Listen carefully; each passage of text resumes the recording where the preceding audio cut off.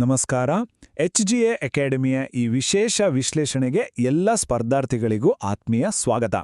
ಇವತ್ತು ನಾವು ಭಾರತದ ವಾಯುಗುಣ ಅಂದರೆ ಇಂಡಿಯನ್ ಕ್ಲೈಮೇಟ್ ಬಗ್ಗೆ ಕಲಿಯೋಣ. ಆದರೆ ಸುಮ್ಮನೆ ಪಾಠ ಕೇಳೋದಲ್ಲ, ಬದಲಾಗಿ ಹಿಂದಿನ ವರ್ಷದ ಪ್ರಶ್ನೆ ಪತ್ರಿಕೆಗಳಲ್ಲಿ ಯಾವ ರೀತಿ ಪ್ರಶ್ನೆಗಳನ್ನು ಕೇಳಿದ್ದಾರೆ ಅಂತ ವಿಶ್ಲೇಷಣೆ ಮಾಡ್ತಾ ಒಂದೊಂದೇ ಕಾನ್ಸೆಪ್ಟನ್ನು ಪರ್ಫೆಕ್ಟ್ ಮಾಡ್ಕೊಳ್ಳೋಣ. ಪರೀಕ್ಷಾ ದೃಷ್ಟಿಯಿಂದ ಇದು ತುಂಬಾನೇ ಇಂಪಾರ್ಟೆಂಟ್ ಟಾಪಿಕ್, ಸೊ ಪ್ರತಿಯೊಂದು ಪಾಯಿಂಟ್ ಮೇಲೂ ಗಮನ ಇರಲಿ. ಸರಿ, ನಮ್ಮ ಇವತ್ತಿನ ಚರ್ಚೆಯನ್ನ ಒಂದು ಸಿಂಪಲ್ ಆದ ಆದರೆ ತುಂಬ ಇಂಟ್ರೆಸ್ಟಿಂಗ್ ಆದ ಪ್ರಶ್ನೆಯೊಂದಿಗೆ ಶುರು ಮಾಡೋಣ. ಯೋಚನೆ ಮಾಡಿ, ನಮ್ಮ ದೇಶದಲ್ಲಿ ಕೆಲವು ಕಡೆ ಜೂನ್ ಜುಲೈನಲ್ಲಿ ಜೋರು ಮಳೆ, ಆದರೆ ತಮಿಳುನಾಡಿನ ಕಡೆ ನೋಡಿದ್ರೆ ಅಕ್ಟೋಬರ್ ನವೆಂಬರ್ನಲ್ಲಿ ಮಳೆಗಾಲ. ಹೀಗೆ ಯಾಕೆ? ಒಂದೇ ದೇಶದಲ್ಲಿ ಒಂದೊಂದು ಭಾಗದಲ್ಲಿ ಒಂದೊಂದು ಟೈಮಲ್ಲಿ ಮಳೆ ಬರಲು ಕಾರಣವಾದರೂ ಏನು? ಈ ಪ್ರಶ್ನೆಗೆ ಉತ್ತರ ಈ ವಿಶ್ಲೇಷಣೆ ಮುಗಿಯುವಷ್ಟರಲ್ಲಿ ನಿಮಗೆ ಸ್ಪಷ್ಟವಾಗಿ ಗೊತ್ತಾಗಿರುತ್ತೆ. ಮೊದಲನೇದಾಗಿ ಈ ಮಳೆಯಾಟದ ಹಿಂದಿನ ರಹಸ್ಯವನ್ನ ಅರ್ಥ ಮಾಡ್ಕೊಳ್ಳೋಕೆ ಮುಂಚೆ ನಮ್ಮ ಭಾರತದ ವಾಯುಗುಣದ ಮೂಲ ಸ್ವರೂಪ ಏನು ಅಂತ ತಿಳ್ಕೋಬೇಕು. ಇದು ನಮ್ಮ ಭೂಗೋಳಶಾಸ್ತ್ರದ ಅಧ್ಯಯನಕ್ಕೆ ಒಂದು ಅಡಿಪಾಯ ಇದ್ದ ಹಾಗೆ. ನಮ್ಮ ಭಾರತ ಹೊಂದಿರೋದು ಉಷ್ಣವಲಯದ ಮಾನ್ಸೂನ್ ಮಾದರಿಯ ವಾಯುಗುಣ. ಏನಿದು ಮಾನ್ಸೂನ್ ಮಾದರಿ ಅಂದ್ರೆ? ಸಿಂಪಲ್ ಆಗಿ ಹೇಳೋದಾದ್ರೆ, ಋತುಮಾನಕ್ಕೆ ತಕ್ಕಂತೆ ಗಾಳಿಯ ದಿಕ್ಕು ಪೂರ್ತಿಯಾಗಿ ಬದಲಾಗೋದು. 6 ತಿಂಗಳು ಸಮುದ್ರದಿಂದ ಭೂಮಿಯ ಕಡೆ ಗಾಳಿ ಬೀಸಿದ್ರೆ ಇನ್ನು 6 ತಿಂಗಳು ಭೂಮಿಯಿಂದ ಸಮುದ್ರದ ಕಡೆ ಬೀಸುತ್ತೆ. ಇದರಿಂದಲೇ ನಮಗೆ ಸ್ಪಷ್ಟವಾದ ಮಳೆಗಾಲ ಮತ್ತು ಬೇಸಿಗೆ ಕಾಲ ಅಂತ 2 ಸೀಸನ್ಗಳು ಉಂಟಾಗೋದು. ನೋಡಿ, ಇದೇ ಕಾನ್ಸೆಪ್ಟ್ ಮೇಲೆ PCKSRP HKNH 2018 ಪರೀಕ್ಷೆಯಲ್ಲಿ ಎಷ್ಟು ನೇರವಾದ ಪ್ರಶ್ನೆ ಕೇಳಿದ್ದಾರೆ. ಭಾರತವು ಯಾವ ಮಾದರಿಯ ವಾಯುಗುಣವನ್ನು ಹೊಂದಿದೆ? ಉತ್ತರ ಆಪ್ಷನ್ 1, ಉಷ್ಣವಲಯದ ಮಾನ್ಸೂನ್ ಮಾದರಿ. ಕಾನ್ಸೆಪ್ಟ್ ಕ್ಲಿಯರ್ ಆಗಿದ್ರೆ ಉತ್ತರ ಕೊಡೋದು ಇಷ್ಟೇ ಸುಲಭ. ಇನ್ನೊಂದು ಇಂಟ್ರೆಸ್ಟಿಂಗ್ ವಿಷಯ ಅಂದ್ರೆ, ಈ ಮಾನ್ಸೂನ್ ಅನ್ನೋ ಪದ ಎಲ್ಲಿಂದ ಬಂತು? ಈ ಪದದ ಮೂಲ ಅರೇಬಿಕ್ ಭಾಷೆಯ ಮೌಸಿಮ್ ಅನ್ನೋ ಪದ. ಮೌಸಿಮ್ ಅಂದ್ರೆ ಋತು ಅಥವಾ ಸೀಸನ್ ಅಂತ ಅರ್ಥ. ಇದರ ಮೇಲೂ ಪ್ರಶ್ನೆ ಬಂದಿದೆ. PSI KSRP 2015 ಪರೀಕ್ಷೆಯಲ್ಲಿ ಕೇಳಿದ್ರು, ಮಾನ್ಸೂನ್ ಶಬ್ದದ ಮೂಲ ಯಾವುದು? ಸರಿಯಾದ ಉತ್ತರ ಅರೇಬಿಕ್ ಭಾಷೆ. ಸರಿ, ಈಗ ಭಾರತದ ಋತುಗಳನ್ನ ಡಿಸೈಡ್ ಮಾಡುವ 2 ಪ್ರಮುಖ ಮಾನ್ಸೂನ್ ಮಾರುತಗಳ ಪಯಣವನ್ನ ಫಾಲೋ ಮಾಡೋಣ. ಈ ಮಾರುತಗಳು ಹೇಗೆ ಭಾರತದಾದ್ಯಂತ ಮಳೆಯನ್ನ ಹೊತ್ತು ತರ್ತವೆ, ಎಲ್ಲಿಂದ ಶುರುವಾಗಿ ಎಲ್ಲಿಗೆ ಹೋಗ್ತವೆ ಅಂತ ನೋಡೋಣ ಬನ್ನಿ. ಭಾರತದ ಕೃಷಿಯ ಜೀವನಾಡಿ ಅಂತಾನೆ ಕರೆಯೋ ನೈಋತ್ಯ ಮಾನ್ಸೂನ್ ಜೂನ್ ಮೊದಲ ವಾರದಲ್ಲಿ ಕೇರಳದ ಮೂಲಕ ಭಾರತವನ್ನು ಪ್ರವೇಶಿಸುತ್ತೆ. ಜುಲೈ ಬರೋವಷ್ಟರಲ್ಲಿ ದೇಶದ ಬಹುತೇಕ ಎಲ್ಲಾ ಭಾಗಗಳನ್ನ ಆವರಿಸಿಕೊಳ್ಳುತ್ತೆ. ಆಮೇಲೆ ಸೆಪ್ಟೆಂಬರ್ ಮಧ್ಯದಿಂದ ವಾಯುವ್ಯ ಭಾರತದಿಂದ ನಿಧಾನವಾಗಿ ವಾಪಸ್ ಹೋಗಕ್ಕೆ ಶುರು ಮಾಡುತ್ತೆ. ನೋಡಿ, ಈ ಅವಧಿ ಎಷ್ಟು ಇಂಪಾರ್ಟೆಂಟ್ ಅಂದ್ರೆ, CPC 2014 ಮತ್ತು KEA SDA BWSB 2019 ಈ 2 ಪರೀಕ್ಷೆಗಳಲ್ಲಿ ಕೇಳಿದ್ದಾರೆ, ನೈಋತ್ಯ ಮಾನ್ಸೂನ್ ಮಳೆಗಾಲ ಯಾವ ಅವಧಿಯಲ್ಲಿ ಬರುತ್ತದೆ ಅಂತ. ಉತ್ತರ ಜೂನ್ನಿಂದ ಸೆಪ್ಟೆಂಬರ್. ಹಾಗೆಯೇ PSI ವೈರ್ಲೆಸ್ 2020 ಪರೀಕ್ಷೆಯಲ್ಲಿ ಒಂದು ಪ್ರಶ್ನೆ ಇತ್ತು, ದಕ್ಷಿಣ ಪಶ್ಚಿಮ ಮುಂಗಾರು ಯಾವ ಸಮಯದಲ್ಲಿ ಅಸ್ಸಾಂ ಪ್ರದೇಶವನ್ನು ತಲುಪುತ್ತದೆ ಅಂತ. ಜೂನಲ್ಲಿ ಕೇರಳಕ್ಕೆ ಬಂದು ಜುಲೈ ವೇಳೆಗೆ ದೇಶದ ಬಹುತೇಕ ಭಾಗವನ್ನು ಕವರ್ ಮಾಡುತ್ತೆ ಅಂದಮೇಲೆ ಅಸ್ಸಾಮನ್ನು ಕೂಡ ಅದು ಜೂನ್-ಜುಲೈ ತಿಂಗಳಲ್ಲೇ ತಲುಪಿರುತ್ತಲ್ವಾ? ಅಂದಹಾಗೆ ಈ ಮೇನ್ ಮಾನ್ಸೂನ್ ಬರೋಕ್ಕೆ ಸ್ವಲ್ಪ ಮುಂಚೆ ಅಂದರೆ ಏಪ್ರಿಲ್ ತಿಂಗಳಿನಲ್ಲಿ ಕರ್ನಾಟಕ ಮತ್ತು ಕೇರಳದ ಕಡೆ ಸ್ವಲ್ಪ ಮಳೆ ಆಗುತ್ತೆ. ಇದಕ್ಕೆ ಪ್ರೀ ಮಾನ್ಸೂನ್ ಶವರ್ಸ್ ಅಂತ ಕರೀತಾರೆ. ನಮ್ಮ ಕಡೆ ಇದನ್ನ ಮಾವಿನ ಹೊಯ್ಲು ಅಂತ ಕರಿತೀವಿ. ಯಾಕಂದರೆ ಈ ಮಳೆ ಮಾವಿನಕಾಯಿಗಳು ಬೇಗ ಹಣ್ಣಾಗೋಕೆ ಸಹಾಯ ಮಾಡುತ್ತೆ. ಇದರ ಬಗ್ಗೆನೂ ಪ್ರಶ್ನೆ ಬಂದಿದೆ ನೋಡಿ. CPSC NHK 2017ನಲ್ಲಿ ಕೇಳಿದ್ರು, ಮಾವಿನ ಹೊಯ್ಲು ಎಂಬ ಹೆಸರಿನ ಮಳೆ ಯಾವ ತಿಂಗಳಿನಲ್ಲಿ ಬರುತ್ತದೆ? ಉತ್ತರ ತುಂಬ ಸಿಂಪಲ್, ಏಪ್ರಿಲ್. ಈಗ ನೈಋತ್ಯ ಮತ್ತು ಈಶಾನ್ಯ ಮಾನ್ಸೂನ್ಗಳ ನಡುವಿನ ವ್ಯತ್ಯಾಸವನ್ನ ಸ್ಪಷ್ಟವಾಗಿ ಅರ್ಥ ಮಾಡ್ಕೊಳ್ಳೋಣ. ನೈಋತ್ಯ ಮಾನ್ಸೂನ್ ಸಮುದ್ರದಿಂದ ಭೂಮಿಯ ಕಡೆ ಬೀಸುತ್ತೆ, ಅದಕ್ಕೆ ಅದರಲ್ಲಿ ತೇವಾಂಶ ಜಾಸ್ತಿ. ಹಾಗಾಗಿ ತಮಿಳುನಾಡು ಕರಾವಳಿ ಬಿಟ್ಟು ದೇಶದಾದ್ಯಂತ ಮಳೆ ಸುರಿಸುತ್ತೆ. ಆದರೆ ಈಶಾನ್ಯ ಮಾನ್ಸೂನ್ ಉಲ್ಟಾ, ಇದು ಭೂಮಿಯಿಂದ ಸಮುದ್ರದ ಕಡೆ ಬೀಸುತ್ತೆ. ಹಾಗಾಗಿ ಇದರಲ್ಲಿ ತೇವಾಂಶ ಕಮ್ಮಿ. ಇದು ಬಂಗಾಳ ಕೊಲ್ಲಿಯಿಂದ ಸ್ವಲ್ಪ ತೇವಾಂಶವನ್ನು ಹೀರ್ಕೊಂಡು ಮುಖ್ಯವಾಗಿ ತಮಿಳುನಾಡು, ಆಂಧ್ರದ ಕರಾವಳಿಗೆ ಮಳೆಯನ್ನ ತರುತ್ತೆ. ಈ ಕಾನ್ಸೆಪ್ಟ್ ಮೇಲೆ ಪದೇ ಪದೇ ಪ್ರಶ್ನೆಗಳನ್ನು ಕೇಳ್ತಾರೆ. PSI 2002 ಮತ್ತು CPC NHK 2017 ಎರಡೂ ಪರೀಕ್ಷೆಗಳಲ್ಲಿ ಒಂದೇ ಥರ ಪ್ರಶ್ನೆ ಕೇಳಿದ್ದಾರೆ. ತಮಿಳುನಾಡಿಗೆ ಅತಿ ಹೆಚ್ಚಿನ ಪ್ರಮಾಣದಲ್ಲಿ ಮಳೆ ಬರುವುದು ಯಾವ ಮಾರುತಗಳಿಂದ? ಉತ್ತರ ಈಶಾನ್ಯ ಮಾರುತಗಳಿಂದ. ಚಳಿಗಾಲದಲ್ಲಿ ಉತ್ತರ ಭಾರತದಲ್ಲಿ ಅಂದ್ರೆ ಪಂಜಾಬ್, ಹರಿಯಾಣ, ದೆಹಲಿ ಕಡೆ ಇದಕ್ಕಿದ್ದ ಹಾಗೆ ಮಳೆ ಬರುತ್ತೆ ಅಲ್ವಾ? ಇದಕ್ಕೆ ಕಾರಣ ನಮ್ಮ ಮಾನ್ಸೂನ್ ಅಲ್ಲ. ಇದಕ್ಕೆ ಕಾರಣ ಪಶ್ಚಿಮದ ಅಡಚಣೆಗಳು ಅಥವಾ ವೆಸ್ಟರ್ನ್ ಡಿಸ್ಟರ್ಬೆನ್ಸಸ್. ಇವು ಮೆಡಿಟರೇನಿಯನ್ ಸಮುದ್ರದಲ್ಲಿ ಹುಟ್ಟುವ ಚಂಡಮಾರುತಗಳು. ಈ ಮಳೆ ಚಳಿಗಾಲದ ಬೆಳೆಗಳಾದ ಗೋಧಿ, ಬಾರ್ಲಿ ಅಂತಹ ರಬಿ ಬೆಳೆಗೆ ಜೀವ ಇದ್ದ ಹಾಗೆ. ಇದನ್ನೇ PCKR 2018 ಪರೀಕ್ಷೆಯಲ್ಲಿ ಕೇಳಿದ್ದಾರೆ. ಪಶ್ಚಿಮದ ತಡೆಗಳು ಚಳಿಗಾಲದ ಮಳೆಗೆ ಕಾರಣವಾಗುತ್ತವೆ ಮತ್ತು ಇದು ಯಾವುದಕ್ಕೆ ಪ್ರಯೋಜನಕಾರಿ? ಉತ್ತರ: ರಬಿ ಬೆಳೆಗಳಿಗೆ. ಇಲ್ಲಿವರೆಗೂ ಮಳೆ ಹೇಗೆ, ಯಾವಾಗ ಬರುತ್ತೆ ಅಂತ ನೋಡ್ವಿ. ಈಗ ಈ ವಾಯುಗುಣದ ಮಾದರಿಗಳು ನಮ್ಮ ಭೂಮಿ, ಕೃಷಿ ಮತ್ತು ನಮ್ಮ ಜೀವನದ ಮೇಲೆ ಯಾವೆಲ್ಲ ಪರಿಣಾಮಗಳನ್ನ ಬೀರುತ್ತೆ ಅಂತ ನೋಡೋಣ. ಪ್ರವಾಹದಂತಹ ನೈಸರ್ಗಿಕ ವಿಕೋಪಗಳ ಬಗ್ಗೆನೂ ಚರ್ಚಿಸೋಣ. ಈ ಚಾರ್ಟನ್ನ ಒಮ್ಮೆ ಗಮನಿಸಿ. ಭಾರತದ ಪಶ್ಚಿಮ ಕರಾವಳಿಗೆ ಪೂರ್ವ ಕರಾವಳಿಗಿಂತ ಹೆಚ್ಚು ಮಳೆ ಬೀಳುತ್ತೆ. ಆದರೆ ಪರೀಕ್ಷೆಯಲ್ಲಿ ನಿಮ್ಮನ್ನ ಕನ್ಫ್ಯೂಸ್ ಮಾಡೋಕೆ ಒಂದು ಪ್ರಶ್ನೆ ಕೇಳ್ತಾರೆ.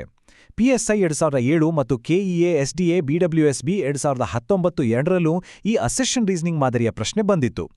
ಪ್ರತಿಪಾದನೆ: ಅಸೆಷನ್ ಭಾರತದ ಪೂರ್ವ ಕರಾವಳಿಯಲ್ಲಿ ಪಶ್ಚಿಮ ಕರಾವಳಿಗಿಂತ ಹೆಚ್ಚು ಭತ್ತ ಉತ್ಪಾದನೆಯಾಗುತ್ತದೆ. ಇದು ಸರಿ. ಕಾರಣ: ರೀಸನ್: ಪೂರ್ವ ಕರಾವಳಿಯಲ್ಲಿ ಪಶ್ಚಿಮ ಕರಾವಳಿಗಿಂತ ಹೆಚ್ಚು ಮಳೆ ಬೀಳುತ್ತದೆ. ಇದು ತಪ್ಪು. ಇಲ್ಲಿ ತುಂಬಾ ಜನ ತಪ್ಪು ಮಾಡ್ತಾರೆ. ಪೂರ್ವ ಕರಾವಳಿಯಲ್ಲಿ ಗೋದಾವರಿ, ಕೃಷ್ಣಾ, ಕಾವೇರಿ ನದಿಗಳ ಫಲವತ್ತಾದ ಮುಖಜ ಭೂಮಿ ಅಂದ್ರೆ ಡೆಲ್ಟಾಗಳು ಇರೋದ್ರಿಂದ ಭತ್ತ ಹೆಚ್ಚು ಬೆಳೀತಾರೆ, ಹೆಚ್ಚು ಮಳೆ ಬೀಳೋದ್ರಿಂದ ಅಲ್ಲ. ಹಾಗಾಗಿ ಪ್ರತಿಪಾದನೆ P ಸರಿ, ಆದರೆ ಕಾರಣ R ತಪ್ಪು. ಇದು ಒಂದು ಟಿಪಿಕಲ್ ಟ್ರಿಕ್ ಕ್ವಶ್ಚನ್. ಮಳೆ ತರುವ ಮೋಡಗಳಿಗೆ ದೊಡ್ಡ ಪರ್ವತಗಳು ಅಡ್ಡ ಸಿಕ್ಕಾಗ ಏನಾಗುತ್ತೆ? ಆ ಪರ್ವತದ ಒಂದು ಬದಿಯಲ್ಲಿ ಎಲ್ಲಾ ಮಳೆಯನ್ನು ಸುರಿಸ್ಬಿಡ್ತವೆ, ಉದ್ದೆಬಟ್ಟೆಯನ್ನು ಹಿಂಡಿದ ಹಾಗೆ. ಮೋಡಗಳು ಪರ್ವತದ ಇನ್ನೊಂದು ಬದಿಗೆ ಬರುವಷ್ಟರಲ್ಲಿ ಸಂಪೂರ್ಣ ಒಣಗಿರ್ತವೆ. ಈ ಒಣ ಪ್ರದೇಶವನ್ನೇ ಮಳೆ ನೆರಳಿನ ಪ್ರದೇಶ ಅಥವಾ ರೇನ್ ಶ್ಯಾಡೋ ಏರಿಯಾ ಅಂತ ಕರಿತೀವಿ. ನಮ್ಮ ಪಶ್ಚಿಮ ಘಟ್ಟಗಳು ಇದಕ್ಕೆ ಬೆಸ್ಟ್ ಎಕ್ಸಾಂಪಲ್. RSI 2020 ಪರೀಕ್ಷೆಯಲ್ಲಿ ಮಳೆ ನೆರಳಿನ ಪ್ರದೇಶಕ್ಕೆ ಏನು ಸಿಗುತ್ತದೆ ಅಂತ ಕೇಳಿದ್ದಾರೆ. ಉತ್ತರ: ಕಡಿಮೆ ಮಳೆ ಅಥವಾ ಮಳೆಯೇ ಇಲ್ಲ. ಹಾಗೆಯೇ ಇನ್ನೊಂದು ಫ್ಯಾಕ್ಟ್: CPC 26 ಪ್ರಶ್ನೆಯ ಪ್ರಕಾರ ಭಾರತದಲ್ಲಿ ಅತಿ ಕಡಿಮೆ ಮಳೆ ಬೀಳುವ ಸ್ಥಳ ರಾಜಸ್ಥಾನದ ಥಾರ್ ಮರುಭೂಮಿಯಲ್ಲಿರುವ ರೋಯಿಲಿ. ಪ್ರವಾಹಕ್ಕೆ ನೈಸರ್ಗಿಕ ಮತ್ತು ಮಾನವ ನಿರ್ಮಿತ ಅಂತ ಎರಡು ಕಾರಣಗಳಿವೆ. ಅತಿಯಾದ ಮಳೆ, ಚಂಡಮಾರುತ ಇವೆಲ್ಲ ನೈಸರ್ಗಿಕ ಕಾರಣಗಳು. ಅರಣ್ಯನಾಶ, ನದಿ ಪಾತ್ರವನ್ನ ಒತ್ತುವರಿ ಮಾಡೋದು ಇವೆಲ್ಲ ಮಾನವ ನಿರ್ಮಿತ ಕಾರಣಗಳು. CPC HK-NHK 2020 ಪರೀಕ್ಷೆಯಲ್ಲಿ ಕೆಳಗಿನವುಗಳಲ್ಲಿ ಯಾವುದು ಪ್ರವಾಹ ಸಂಭವಿಸಲು ಮನುಷ್ಯ ಮಾಡಿದ ಕಾರಣವಲ್ಲ ಅಂತ ಕೇಳಿದ್ದಾರೆ. ಕೊಟ್ಟಿರೋ ಆಯ್ಕೆಗಳಲ್ಲಿ ಒಳಚರಂಡಿ ವ್ಯವಸ್ಥೆಗಳ ಅಗಲೀಕರಣ ಅನ್ನೋದು ಪ್ರವಾಹವನ್ನ ತಡೆಯೋಕೆ ಮಾಡೋ ಕೆಲಸ ಪ್ರವಾಹಕ್ಕೆ ಕಾರಣ ಅಲ್ಲ. ಇನ್ನು ಪ್ರವಾಹದ ಬಗ್ಗೆ ಮಾತಾಡುವಾಗ ದಾಮೋದರ್ ನದಿಯನ್ನ ಮರೆಯೋ ಹಾಗೇ ಇಲ್ಲ. ಇದನ್ನ ಬಂಗಾಳದ ದುಃಖ ಅಂತ ಕರೀತಾರೆ. ಇದು SDA GK 2018ರಲ್ಲಿ ಕೇಳಿದ ಪ್ರಶ್ನೆ. ಈಗ ನಾವು ವಾಯುಗುಣವನ್ನ ಅಧ್ಯಯನ ಮಾಡೋಕೆ ಬಳಸುವ ಕೆಲವು ಟೆಕ್ನಿಕಲ್ ಟರ್ಮ್ಸ್ ಅಂದ್ರೆ ಪಾರಿಭಾಷಿಕ ಪದಗಳ ಬಗ್ಗೆ ತಿಳಿದುಕೊಳ್ಳೋಣ. ಇವು ನೇರವಾಗಿ ಪರೀಕ್ಷೆಯಲ್ಲಿ ಬರ್ತವೆ, ಹಾಗಾಗಿ ಇವುಗಳ ಅರ್ಥ ಸ್ಪಷ್ಟವಾಗಿ ಗೊತ್ತಿರಬೇಕು. ನಕ್ಷೆಗಳಲ್ಲಿ ಒಂದೇ ಸಮನಾದ ವಾಯುಭಾರ ಅಂದ್ರೆ ಅಟ್ಮಾಸ್ಫಿರಿಕ್ ಪ್ರೆಷರ್ ಇರೋ ಸ್ಥಳಗಳನ್ನು ಸೇರಿಸೋ ಕಾಲ್ಪನಿಕ ರೇಖೆಗಳಿಗೆ ಐಸೋಬಾರ್ ಅಥವಾ ಸಮವಾಯುಭಾರ ರೇಖೆಗಳು ಅಂತೀವಿ. ಇದನ್ನೇ PCKSIF 2018ರಲ್ಲಿ ಕೇಳಿದ್ರು. ಅದೇ ರೀತಿ ಒಂದೇ ಸಮನಾದ ಉಷ್ಣಾಂಶ ಅಂದ್ರೆ ಟೆಂಪರೇಚರ್ ಇರೋ ಸ್ಥಳಗಳನ್ನು ಸೇರಿಸೋ ರೇಖೆಗಳಿಗೆ ಐಸೋಥರ್ಮ್ಸ್ ಅಂತ ಕರೀತಾರೆ. ಇದು PSI KSRP ಅಂಡ್ KSIF 2020ರ ಪ್ರಶ್ನೆ. ನೆನ್ಪಿಟ್ಕೊಳ್ಳಿ, ಬಾರ್ ಅಂದ್ರೆ ಪ್ರೆಷರ್, ಥರ್ಮ್ ಅಂದ್ರೆ ಟೆಂಪರೇಚರ್. ಈ ವ್ಯತ್ಯಾಸ ಗೊತ್ತಿದ್ರೆ ಸಾಕು. ಕೊಪ್ಪೆನ್ ಅನ್ನೋ ಭೂಗೋಳಶಾಸ್ತ್ರಜ್ಞ ಇಡೀ ಪ್ರಪಂಚದ ವಾಯುಗುಣವನ್ನು ಕೆಲವು ಕೋಡ್ಗಳ ಮೂಲಕ ವರ್ಗೀಕರಣ ಮಾಡಿದ್ದಾರೆ. ಇದು ಸ್ವಲ್ಪ ಕಾಂಪ್ಲೆಕ್ಸ್ ಅನ್ಸ್ಬೋದು, ಆದರೆ ಪರೀಕ್ಷೆಗೆ ಬೇಕಾದಷ್ಟನ್ನು ಮಾತ್ರ ನೋಡೋಣ. PSI 2024/2 ರಲ್ಲಿ ಒಂದು ಹೊಂದಿಸಿ ಬರೀರಿ ಪ್ರಶ್ನೆ ಬಂದಿತ್ತು. ಅದರಲ್ಲಿ ಕೋರಮಂಡಲ್ ತೀರಕ್ಕೆ ಅಂದ್ರೆ ತಮಿಳುನಾಡು ಕರಾವಳಿಗೆ AS ಅನ್ನೋ ಕೋಡ್ ಸರಿಯಾದ ಹೊಂದಾಣಿಕೆ ಆಗಿತ್ತು. ಯಾಕಂದ್ರೆ AS ಅಂದ್ರೆ ಮಾನ್ಸೂನ್ ಆದರೆ ಒಣ ಬೇಸಿಗೆ ಇರೋ ಪ್ರದೇಶ. ತಮಿಳುನಾಡಿಗೆ ಚಳಿಗಾಲದಲ್ಲಿ ಮಳೆ ಬರೋದ್ರಿಂದ ಬೇಸಿಗೆ ಒಣದಾಗಿರುತ್ತೆ. ಇದು ಅದಕ್ಕೆ ಸರಿಯಾಗಿ ಹೊಂದುತ್ತೆ. ಉತ್ತರ ಭಾರತದ ಬಯಲು ಪ್ರದೇಶಗಳಲ್ಲಿ 2 ಥರದ ಮೆಕ್ಕಲು ಮಣ್ಣು ಸಿಗುತ್ತೆ. ನದಿಗಳಿಂದ ದೂರ ಇರೋ ಹಳೆಯ ಮೆಕ್ಕಲು ಮಣ್ಣಿಗೆ ಬಂಗರ್ ಅಂತ ಕರೀತಾರೆ. ಇದು ಕಡಿಮೆ ಫಲವತ್ತಾಗಿರುತ್ತೆ. ನದಿ ಪಾತ್ರದ ಹತ್ರ ಸಿಗೋ ಹೊಸ ಫಲವತ್ತಾದ ಮೆಕ್ಕಲು ಮಣ್ಣಿಗೆ ಖಾದರ್ ಅಂತಾರೆ. ಈ ಬಂಗರ ಬಗ್ಗೆ KEA SDA JRSS 2023 ಮತ್ತು KEA ಲೇಬರ್ FI&O 2023 ಎರಡೂ ಪರೀಕ್ಷೆಗಳಲ್ಲಿ ಒಂದೇ ಪ್ರಶ್ನೆಯನ್ನ ಕೇಳಿದ್ದಾರೆ. ಅಂದ್ರೆ ಇದು ಎಷ್ಟು ಮುಖ್ಯವಾದ ಕಾನ್ಸೆಪ್ಟ್ ಅಂತ ನೀವೇ ಅರ್ಥ ಮಾಡ್ಕೋಬಹುದು. ಸರಿ, ಇಷ್ಟೊತ್ತು ನಾವು ಚರ್ಚೆ ಮಾಡಿದ ಎಲ್ಲ ಪ್ರಮುಖ ವಿಷಯಗಳನ್ನ ಒಂದೇ ಸಲ ವೇಗವಾಗಿ ಒಮ್ಮೆ ರಿವೈಸ್ ಮಾಡಿಬಿಡೋಣ. ಪರೀಕ್ಷೆಯ ಕೊನೆ ನಿಮಿಷದ ತಯಾರಿಗೆ ಈ ಪಾಯಿಂಟ್ಸ್ ನಿಮಗೆ ಖಂಡಿತವಾಗಿಯೂ ಸಹಾಯ ಮಾಡುತ್ತೆ. ಚೆನ್ನಾಗಿ ನೆನ್ಪಿಟ್ಕೊಳ್ಳಿ, ಭಾರತದ ವಾಯುಗುಣ ಉಷ್ಣವಲಯದ ಮಾನ್ಸೂನ್ ಮಾದರಿ. ನೈಋತ್ಯ ಮಾನ್ಸೂನ್ ಜೂನ್-ಸೆಪ್ಟೆಂಬರ್ ದೇಶದ ಹೆಚ್ಚಿನ ಭಾಗಕ್ಕೆ ಮಳೆ. ಈಶಾನ್ಯ ಮಾನ್ಸೂನ್ ಅಕ್ಟೋಬರ್-ಡಿಸೆಂಬರ್ ಮುಖ್ಯವಾಗಿ ತಮಿಳುನಾಡಿಗೆ. ಪಶ್ಚಿಮ ಘಟ್ಟಗಳು ಮಳೆ ನೆರಳಿನ ಪ್ರದೇಶವನ್ನು ಸೃಷ್ಟಿಸುತ್ತವೆ. ಪೂರ್ವ ಕರಾವಳಿಯಲ್ಲಿ ಹೆಚ್ಚು ಭತ್ತ ಬೆಳೆಯಲು ಕಾರಣ ಡೆಲ್ಟಾಗಳು ಹೊರತು ಹೆಚ್ಚು ಮಳೆಯಲ್ಲ. ಕೊನೆಯದಾಗಿ ಐಸೋಬಾರ್ ಅಂದ್ರೆ ಒಂದೇ ಸಮನಾದ ಒತ್ತಡ, ಐಸೋಥರ್ಮ್ ಅಂದ್ರೆ ಒಂದೇ ಸಮನಾದ ಉಷ್ಣಾಂಶ.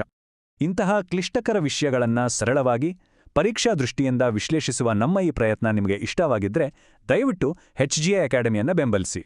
ಈ ವಿಶ್ಲೇಷಣೆಗೆ ಒಂದು ಲೈಕ್ ಕೊಡಿ ಮತ್ತು ನಮ್ಮ ಚಾನೆಲ್ಗೆ ಸಬ್ಸ್ಕ್ರೈಬ್ ಮಾಡ್ಕೊಳ್ಳಿ. ನಿಮ್ಮ ಪ್ರೋತ್ಸಾಹ ನಮಗೆ ಇನ್ನಷ್ಟು ಗುಣಮಟ್ಟದ ವಿಷಯವನ್ನು ನಿಮ್ಮ ಮುಂದೆ ತರಲು ಸ್ಫೂರ್ತಿಯನ್ನು ನೀಡುತ್ತೆ. ಇದೇ ರೀತಿ ಸಂಪೂರ್ಣ ವಿಷಯವಾರು ಪರಿಕಲ್ಪನೆಯ ವಿಶ್ಲೇಷಣೆಗಳು ಮತ್ತು ಪ್ರತಿದಿನದ ಪ್ರಚಲಿತ ವಿದ್ಯಮಾನಗಳ ಅಪ್ಡೇಟ್ಸ್ ಬೇಕಿದ್ದರೆ ನಮ್ಮ ಚಾನೆಲ್ನಲ್ಲಿರುವ ಪ್ಲೇಲಿಸ್ಟ್ಗಳನ್ನು ಒಮ್ಮೆ ನೋಡಿ. ನಿಮ್ಮ ತಯಾರಿಗೆ ಬೇಕಾದ ಎಲ್ಲಾ ವಿಡಿಯೋಗಳು ಅಲ್ಲೇ ಸಿಗುತ್ತವೆ. ಪಾಠ ಕೇಳೋದು ಒಂದು ಭಾಗ ಆದರೆ ಅದನ್ನ ಪ್ರಾಕ್ಟೀಸ್ ಮಾಡೋದು ಅಷ್ಟೇ ಮುಖ್ಯ. ಅದಕ್ಕಾಗಿ ಗೂಗಲ್ ಪ್ಲೇಸ್ಟೋರ್ನಿಂದ ನಮ್ಮ study MCQ by HGI academy ಆ್ಯಪನ್ನು ಡೌನ್ಲೋಡ್ ಮಾಡ್ಕೊಳ್ಳಿ. ಅಲ್ಲಿ ನೀವು ಅಧ್ಯಾಯವಾರು ಟೆಸ್ಟ್ಗಳನ್ನು ಅಟೆಂಡ್ ಮಾಡ್ಬೋದು, ಹಿಂದಿನ ವರ್ಷದ ಎಲ್ಲ ಪ್ರಶ್ನೆ ಪತ್ರಿಕೆಗಳನ್ನು ಪ್ರಾಕ್ಟೀಸ್ ಮಾಡ್ಬೋದು ಮತ್ತು ಸ್ಕೋರ್ ಬೋರ್ಡ್ ಮೂಲಕ ನಿಮ್ಮ ಪ್ರಗತಿಯನ್ನು ನೀವೇ ಟ್ರ್ಯಾಕ್ ಮಾಡ್ಬೋದು. ಕೊನೆಯದಾಗಿ ನಿಮ್ಮನ್ನು ಯೋಚನೆಗೆ ಹಚ್ಚುವ ಒಂದು ಪ್ರಶ್ನೆ. ದಿನೇ ದಿನೇ ಹವಾಮಾನದ ವೈಪರೀತ್ಯಗಳು ಹೆಚ್ಚಾಗ್ತಿವೆ. ಈ ಹವಾಮಾನ ಬದಲಾವಣೆಯ ಪರಿಣಾಮವಾಗಿ ಭವಿಷ್ಯದಲ್ಲಿ ಭಾರತದ ಯಾವ ಪ್ರದೇಶವು ಅತಿ ದೊಡ್ಡ ಸವಾಲನ್ನು ಎದುರಿಸಬಹುದು ಅಂತ ನಿಮಗನ್ಸುತ್ತೆ? ಇದ್ರ ಬಗ್ಗೆ ಒಮ್ಮೆ ಯೋಚಿಸಿ. ಮುಂದಿನ ವಿಶ್ಲೇಷಣೆಯಲ್ಲಿ ಮತ್ತೆ ಸಿಗೋಣ.